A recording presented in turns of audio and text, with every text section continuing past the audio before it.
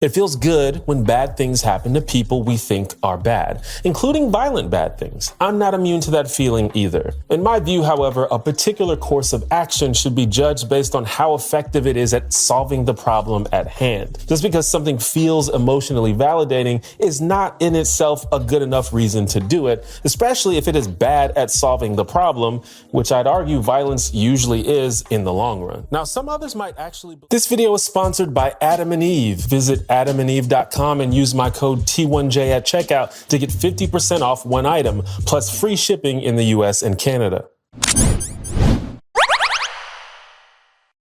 Hi, I'm T1J. Follow me. So, not too long ago, Will Smith slapped Chris Rock on live television because Chris Rock made an insensitive joke about Will Smith's wife, Jada Pinkett Smith. I know you're all sick of hearing about this, but bear with me. In an unsurprising turn of events, there was no shortage of scorching hot takes on this slap heard around the world, and discussions were reignited about many things, not the least of which was a debate about when it is and isn't appropriate to use violence. I used to describe myself as a pacifist because it's generally true that I would prefer all disputes, from personal ones to international ones, to be resolved peacefully and or diplomatically.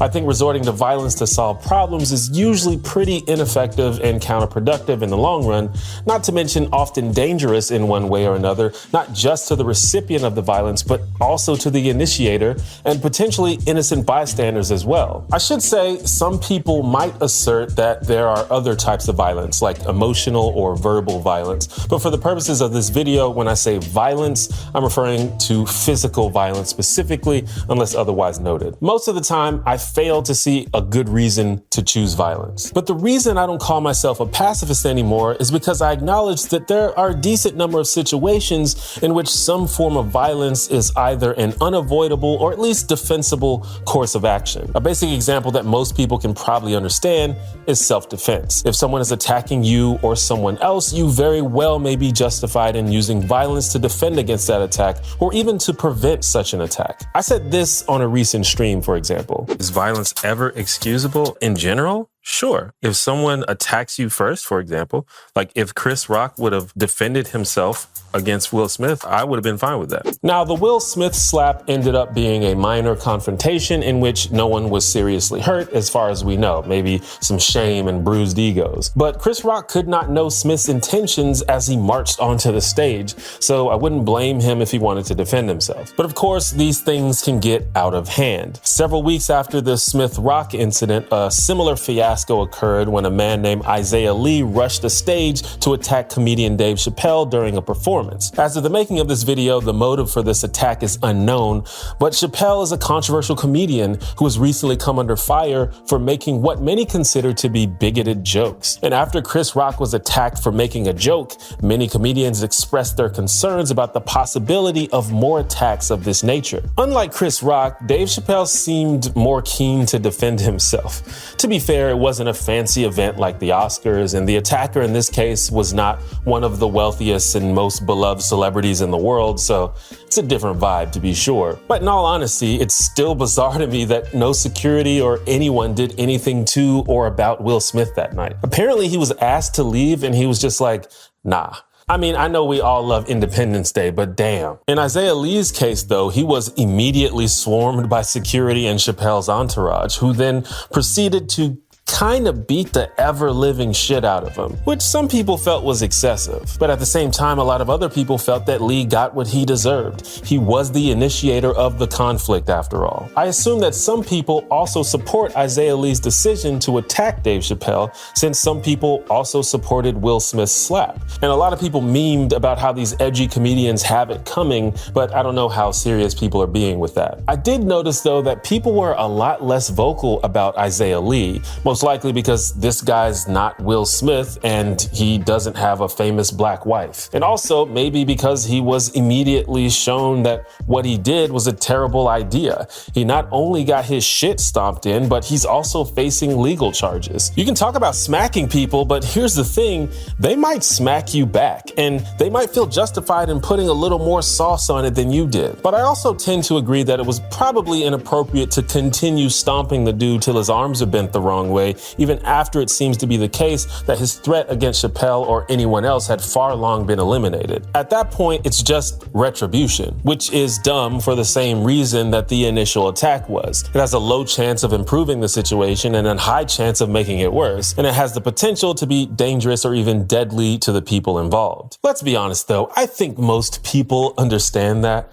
I think many people support violence as retribution for emotional and not necessarily rational reasons. It feels good when bad things happen to people we think are bad, including violent bad things. I'm not immune to that feeling either. In my view, however, a particular course of action should be judged based on how effective it is at solving the problem at hand. Just because something feels emotionally validating is not in itself a good enough reason to do it, especially if it is bad at solving the problem, which I'd argue violence usually is in the long run. Now, some others might actually believe that we have a moral duty as a society to punish people who do bad things, and sometimes that punishment ought to be violent. So it's not really about being effective, it's about eye for an eye. One of the justifications that people gave for the Will Smith slap was that he was defending the honor of his wife, who's a black woman, and black women are so rarely defended and supported. And because of that, it was a valid reaction. People often have these kinds of principles and codes of behavior that they claim to follow, or at least tolerate when other people follow them. An even more basic version of this is the all-time classic,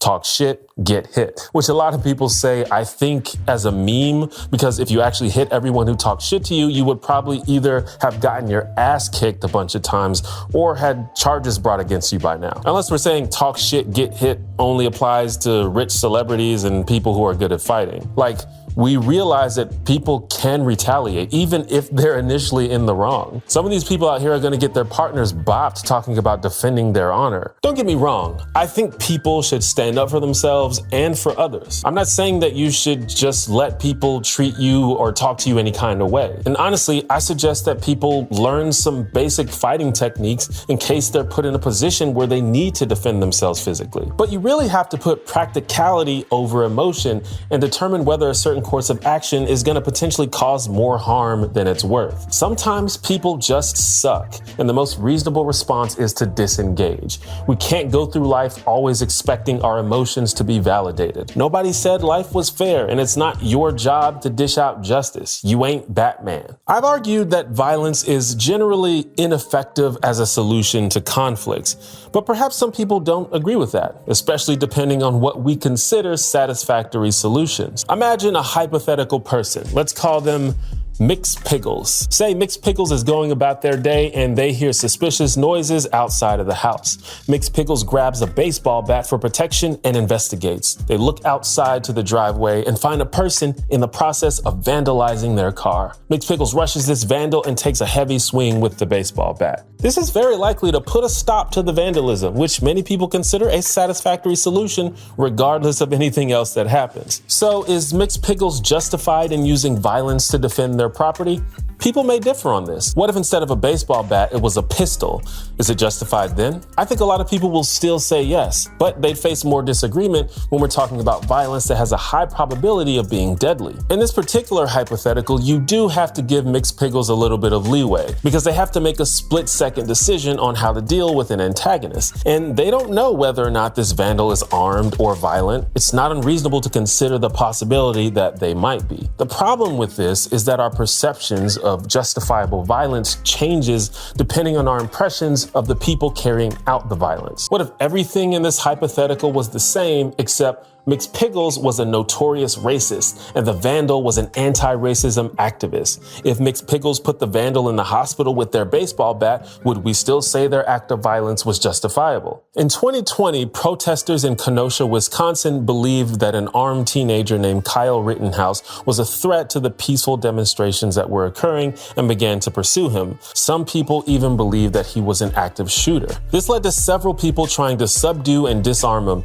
to which he responded by defending himself with his rifle, resulting in 2 people dead and 1 injured. Outside of context, someone who is being chased down and physically confronted, choosing to strike back, seems to fit the description of justifiable self-defense, as I alluded to before. But for one, Rittenhouse was some kid who took it upon himself to strap up and drive across town to live out some vigilante protector fantasy, which is cringe. And also, as far as we know, he was antagonistic toward the protesters and their message. On the other hand, charging and attempting to subdue an armed person is a pretty foolish thing to do. So whether or not people felt that Rittenhouse was justified was strongly predicted by whether they personally were also antagonistic toward the protesters and or their message. And I think this is a bad way to judge situations. We shouldn't decide whether things are right or wrong based on how emotionally or politically gratifying they are. It should be mentioned that a jury unanimously decided that Rittenhouse's actions were indeed self-defense. Whether or not you agree with that verdict, the law is an interesting way to investigate some moral problems because it seeks to define what people ought and ought not do in an objective way.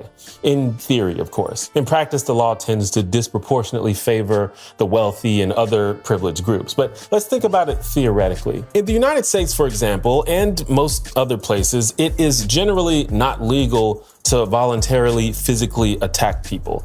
This is called assault or battery or both, depending on where you are. And talk shit, get hit isn't covered by the law. Technically, what Will Smith and Isaiah Lee did was unlawful for more reasons than one. There are exceptions though. For example, it's legal in all states for parents to discipline their children by spanking them, which I personally think is sad. By the way, I found out a while back that outside of the US, people say smacking instead of spanking, which is hilarious to me, but fair to be honest. The word spanking can have some different connotations. Speaking of which, it is also usually legal to use a reasonable measure of violence against someone if they have consented to it. Otherwise, there'd be a lawsuit after every boxing match. It's also generally legal to use violence to defend yourself or another person against physical harm. Self-defense. And sometimes words may indicate an imminent threat of harm, which is one of the rare times in which you may be justified for attacking someone based on something they said. And if you're defending against death or serious injury, it's legal to use deadly force. It's also legal to use some measure of violence to defend your property. However, it is generally not legal to use excessive or deadly force to defend your property. And personally, so far, this is not too different from my personal worldview, except for the smack. Don't hit your kids, dude. Some states, however, have what's known as stand your ground laws, which essentially means you're legally allowed to use deadly force to defend yourself against death or serious injury, even if you have an opportunity to escape to safety. These laws are very controversial, and I personally disagree with them. Now, in the heat of the moment, it's definitely hard to know what the safest decision is, but if there's an opportunity to avoid violence or death, I'm usually gonna vote for that course of action. Stand your ground laws are also a problem because they essentially permit people to talk shit, get hit, and then kill the person that hit them. This is essentially what happened to Trayvon Martin in 2012. George Zimmerman initiated contact with Martin, who then apparently chose to defend himself, after which Zimmerman fatally shot him. Ironically, Trayvon Martin's actions could have themselves been covered by Florida's Stand Your Ground law, but the nature of such a law essentially creates a domino effect whereby whoever's left standing when the dust clears gets off scot-free. It's legally and morally incoherent. And several studies have shown that stand your ground laws don't reduce death or violence. So I'd argue that they're created from an emotional and not rational standpoint. And I know I said I wanted to keep it theoretical, but since laws are created by humans, human bias and emotion is bound to inform them. For example, most laws in the United States are created by straight, able-bodied, liberal white men, and thus tend to reflect issues those kinds of people can relate to. Arguably, there are blind spots in the law when it comes to problems that affect other groups. For example, some forms of street harassment can feel very imminently threatening to women and LGBTQ folks, and sometimes can lead to physical harassment or assault. But the law is pretty much unclear as to how these folks are supposed to respond. It's almost as if they're required to just take a chance, which seems unfair. So the law can only help us so much. And in fact, we also also have to think about acts of violence which are unambiguously unlawful, but also possibly justifiable, if not necessary. In 2017, neo-Nazi Richard Spencer was caught on video being sucker punched in the face while giving an interview. Twice. As usual with viral clips of people getting smacked in the face, this video sparked a huge debate online about whether it was appropriate or justifiable for the attacker to do that. I even chimed in on this conversation myself. We want them to fear the social consequences of being an awful person. Those consequences could include being ostracized or ridiculed, or they could include being punched in the face. Now again, I think most people who supported rattling Spencer's jaw, including myself, enjoyed it for emotional and not necessarily rational reasons. But in my video about that incident, I was exploring the notion that perhaps some ideas are so unacceptable and harmful to society that meeting them with violence may be permissible. I made a distinction earlier between verbal and physical violence, but maybe if certain verbal ideas are allowed to spread, that would lead to more physical violence. So maybe reacting to harmful words with physical violence could be thought of as a form of self-defense. Maybe if we punched neo-Nazis enough, that would discourage people from becoming neo-Nazis or doing neo-Nazi shit, which will reduce violence and make the world a better place. But ultimately, we have to acknowledge that this is not how the world works in reality. I don't really agree with that video anymore. As I've mentioned in several videos, it seems that a lot of people think they live in a superhero movie where everything is black and white and you can solve all the problems in the world through confrontation and intimidation. There seems to be this idea that with enough Twitter cancellations and Oscar slaps, all of the bad people will just give up everything and go into hiding, or maybe change their behavior, I guess, but it's well known that hostility and negative feedback are very ineffective at getting people to change, especially if we're talking about violent retaliation. This just doesn't happen. It just causes more bitterness and resentment and potentially the desire for vengeance of their own. It's not a long-term solution, it's just a short-term emotional release. I mean, think about it. If someone sucker punched a person for sharing ideas that you strongly agree with, would that make you stop believing in and sharing those ideas?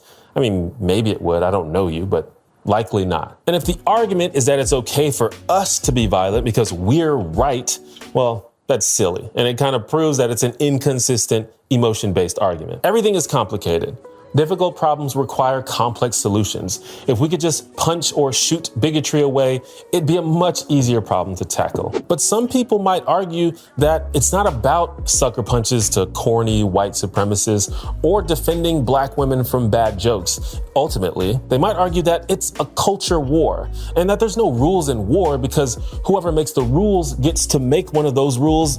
I'm the good guy and everyone who disagrees with me is the bad guy. My problem here is, how does one win this war? And if you do win the war, what's stopping the next group from using the same tactics to win that you did? That's the problem with violence. Even if it is successful at crushing your enemies, it doesn't change minds, it doesn't destroy ideas. Those ideas will fester and return when you're least expecting it, for better or for worse. I understand that there's real people out here with real problems that need to be addressed, and sitting around talking about it ain't gonna cut it. But there's ways to be active and effective without being violent. You can look at the rich history of public and political activism and advocacy throughout the world. And like I said, I'm not immune to the dopamine rush that occurs when a racist dude gets KO'd by a can of twisted tea, which, by the way, was possibly self-defense if you watch the video. And by all means, I'm not here to stop anyone from memeing about the insane shit that happens in the world. If you need to process shit by making a joke about slapping Dave Chappelle on Twitter, even though you would never really do it, that's whatever. But at some point, we have to ask ourselves, what has been accomplished here outside of a temporary emotional gratification? Did we make the world better? Are we happier? Did we change anyone's minds? Are we any closer to our goals than we were before? Did we put ourselves or other people in avoidable peril? There's something to be said about carrying yourself in a way that doesn't invite drama and chaos, but of course we can't control what other people are gonna say and do. And it's not even about being the bigger person, really. It's just about practically what course of action causes the most positive results.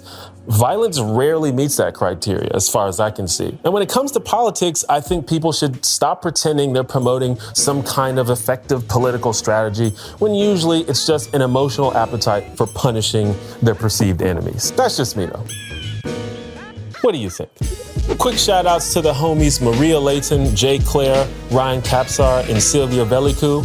Help support me in this channel by checking out my Patreon. That's the end. Stay Heiko. Bye-bye.